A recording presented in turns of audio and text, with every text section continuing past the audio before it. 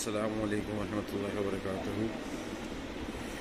जी आज छोटी सी डिस्कशन थी हमारी रिगार्डिंग मुख्तलिफ मस्कों के जो कुरान पाक के तर्जुमे हैं, उसमें हम कौन सा सही उसको तस्वर करें और हमें इसको कैसे ठीक करना चाहिए। एज ए माँ बाप, एज ए एल्डर्स, हमने अपने बच्चों को क्या तालीम देनी चाहिए, ये उसी के ऊपर हमारा पहला डिस्कशन थी।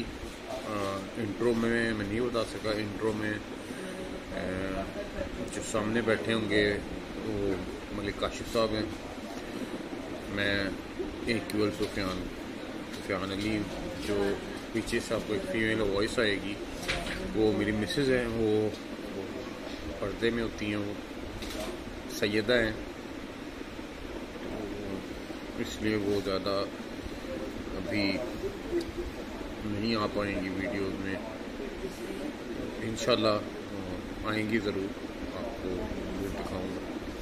वीडियो देखें और प्लीज़ लाइक शेयर सब्सक्राइब लाजमी कीजिएगा। हमें आपके सपोर्ट की बहुत ज़रूरत है, बहुत बहुत बहुत ज़्यादा सपोर्ट की ज़रूरत है, सब्सक्राइबर की ज़रूरत है। फिर कैसे? हाँ, अच्छा जी, आपका सवाल ये है कि तर्जुमे के साथ पढ़ा जाए या तर्जुमे के बगैर पढ़ा जाए? सिर्फ तर्जुमा पढ़ा जाए। चलें, तर्जुमा पढ़ा जाए और स्वाब वही मिलेगा जो अरबी में पढ़ा जाता है।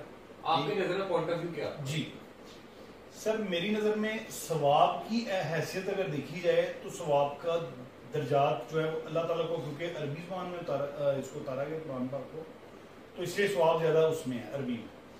तर्जुमा इसलिए जरूरी है क्योंकि हमें जो लैंग्वेज आती ही नहीं, तो हम वो लैंग्वेज को समझेंगे और वो जब समझ कर पढ़ेंगे तो वो इंशाअल्लाह ताला हर एक इंसान की जिंदगी में चेंज आएगा। और अगर यही नमाज के मामले में मैं कहता हूँ, नमाज आप एक बार तर्जुमा उसका अच्छी तरह पढ़ाया जाए। हमारे सॉरी टू से जितने भी जाकर या जो भी उलमा होते हैं, वो बच्चों को जब पढ़ाते हैं तो अरबी में नमाज सिखा दी हमने, माँ बाप भी स्पेशली। लेकिन जब तर्जुमे के साथ पढ़ाएंगे, मैं कहता हूँ उसकी फीलिंग देखिएगा आप कैसी डिफरेंट बदलती है। बिल्कुल बात समझ में आ गई। लेकिन इसके ऊपर एक डिस्कस करने के लिए ना, एक पैनल में हमारे एक और फीमेल भी हैं, लेकिन वो उनकी सिर्फ आपको आवाज़ आएगी, वीडियो नहीं आएगी। अभी आवाज़ से वो आपको बता देंगी कि उनकी नज़र में इस चीज़ का क्या है। जी बताएं। मेरी नज़र में इस चीज़ का ये है कि सबसे पहले जब तक कोई भी दुनिया का, अगर हम कोई एजुकेशन की तरफ चले जाएं, किसी प्रोफेशन की तरफ चले जाएं, जब तक हम उसको समझेंगे नहीं, हम उसको सीख नहीं सकते। बिल्कुल ठीक है। इन सारी दुनियावी चीजों से पहले आता है इस्लाम, दीन, कुरान पाक। एज ए मुस्लिम हमारा ईमान और अकीदा ये है कि कुरान पाक को समझकर पढ़ा जाए, यानी कि तर्जमा भी जरूरी है अरबी में पढ़ने के लिए।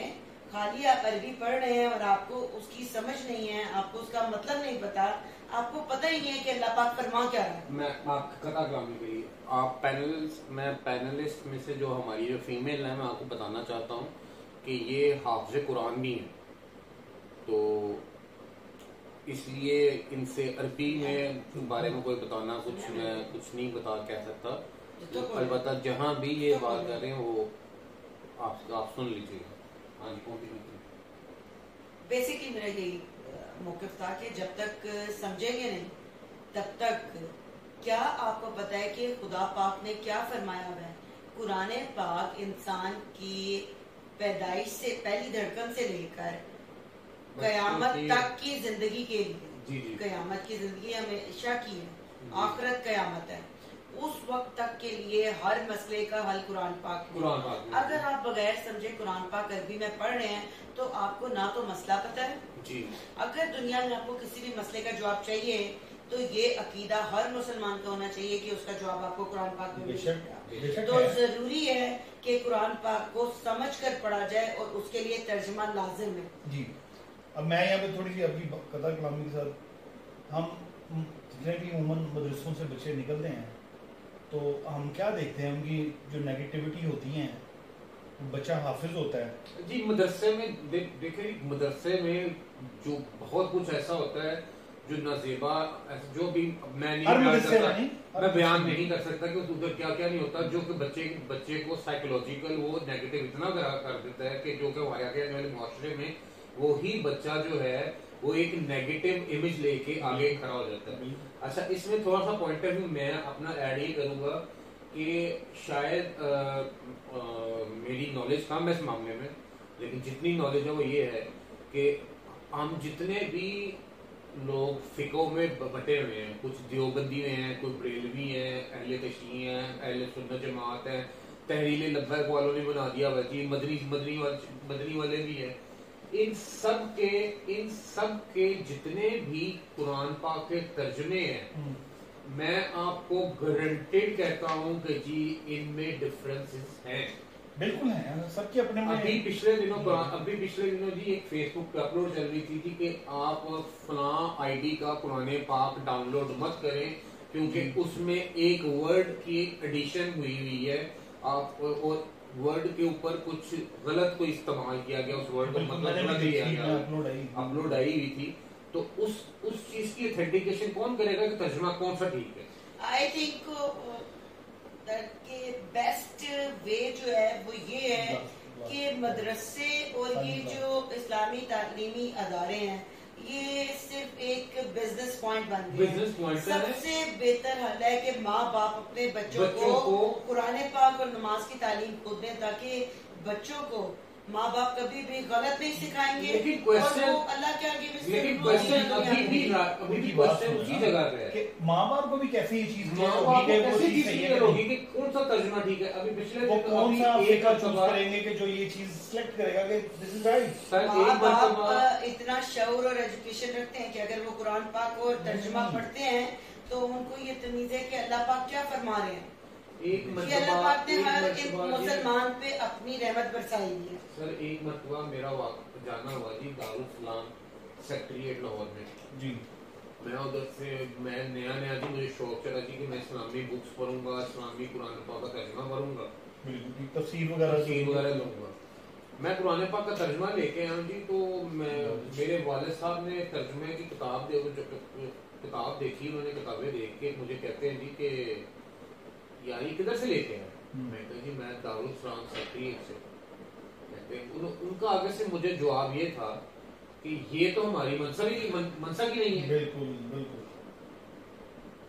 اگر آپ جلندری یا تاج محل کا قرآن پاک جو لے کے تاج کمپنی کا لے کے پڑھیں گے نا کہ اس کے ترجمے میں اور اس کے ترجمے میں زمین آسمان کا فرق ہے. صحیح ہے.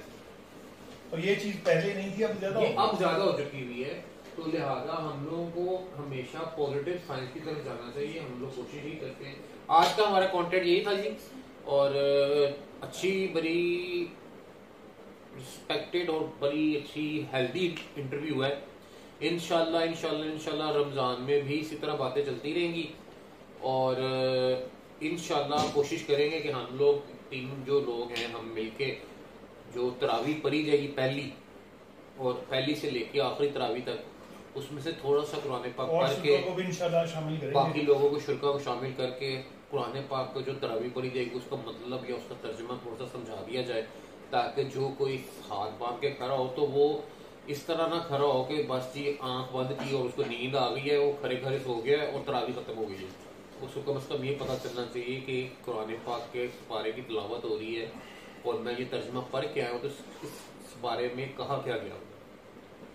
آپ لوگوں کا بہت بہت شکریہ. شیئر سبسکرائب لائک لازمی کیجیے گا اور اگر کوئی بیچ میں سجیشن ہوگی تو موسٹ ویلکم. اور غلطی کوتاہی ہوئی ہو تو اس کے لیے معذرت. کسی کی دل آزاری ہوئی ہو تو اس کے لیے بھی معذرت. بہت شکریہ. خدا کے امان. پاکستان زندہ باد. آمین.